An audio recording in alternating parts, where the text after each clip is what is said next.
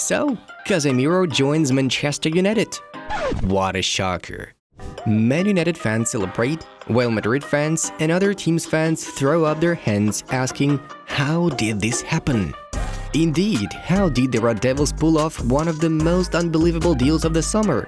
Why did Real Madrid let one of its leaders go? What are the motives of Casemiro himself? And most importantly, how will Ten Hag use his star rookie? All these and more awaits you in today's video of our Inside Football channel. We see all your comments and requests to make more purely football videos. And here we go!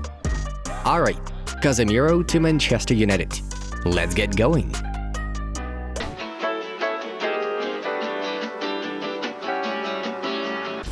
Manchester United have long struggled to satisfy one of Erik ten Hag's key transfer market requests to bring a ball-playing midfielder who will link defense and offense in one.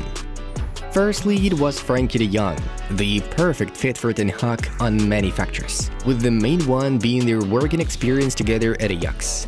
Unfortunately for the coach, Frenkie showed no intention to reunite at Old Trafford.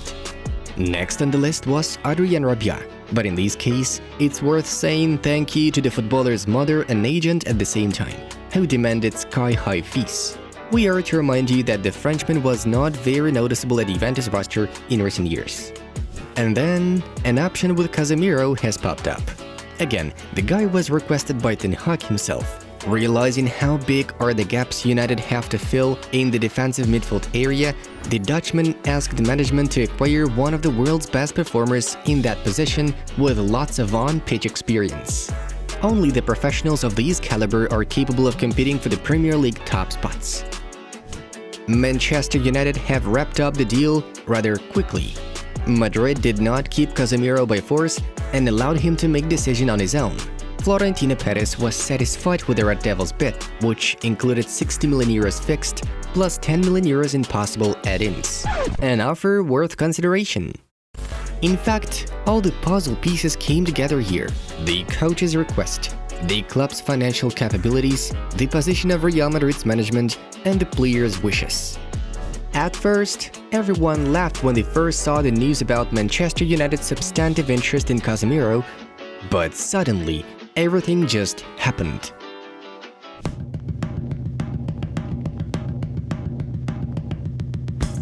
Okay, why did the strongest club in the world at the moment let go of one of the team's leaders? There are two reasons to consider: game progress and Florentino Perez. Casemiro is a 30-year-old man. Last season, he was among key players, making 48 appearances.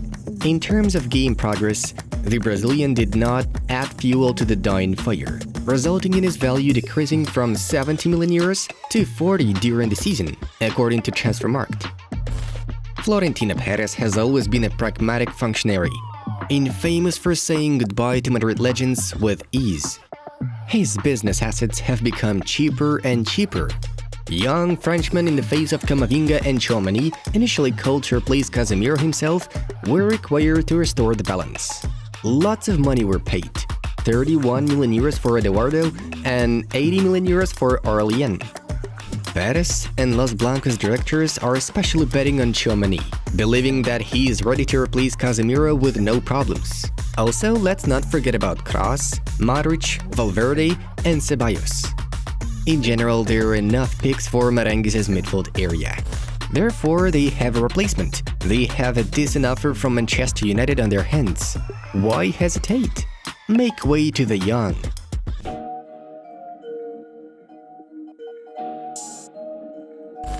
What guides Casemiro in his decision? A question too complicated to answer to. Seems like the solution is, as always, on the surface. He's Brazilian, and therefore, he goes there for the money. That's what those Real fans who refuse to believe in the very fact of the Tank's move to Old Trafford tend to think. Indeed, the midfielder's wage at Manchester United sounds impressive. According to the authoritative The Athletic, he will be receiving £350,000 to £415,000 per week. For comparison, Florentino Perez pays Casemiro £184 million per week, meaning United have agreed to double the Brazilian salary, and it actually worked. Casemiro realizes that he is already 30 and that right now he can get the last big deal in his career, so the Brazilian can be understood. He will earn not only for the near future plans, but for the football pension too. Casemiro penned a 4-year contract, finishing his European career in the summer of 2026. But let's dig a little deeper. There has to be something else behind the curtain, right? Throughout 8 years at the Santiago Bernabeu, Casemiro won everything he could. 17 trophies, including 5 Champions League Cups. In July, he was asked, if not La Liga, then in which league would you like to see yourself? In the English Premier League, Casemiro replied. A new coveted championship at one of the world's biggest clubs, which undergoes crisis. Isn't that a great challenge for a great footballer? That's what we thought.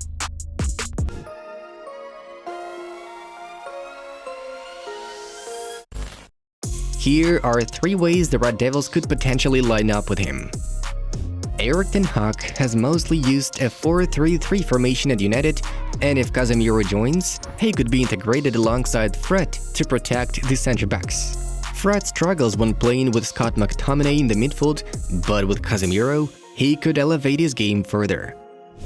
This formation was the only thing Manchester United used throughout last season, and it worked in some occasions. With Bruno Fernandes higher on the pitch, it provides more space for Casemiro to dominate opponents and stamp his mark on the field. United haven't tried this formation yet, but perhaps with Casemiro, things could look better. He has the experience and skills needed to excel as the sole of defensive midfielder, while the presence of Christian Eriksen and Fernandes up top could add the creativity.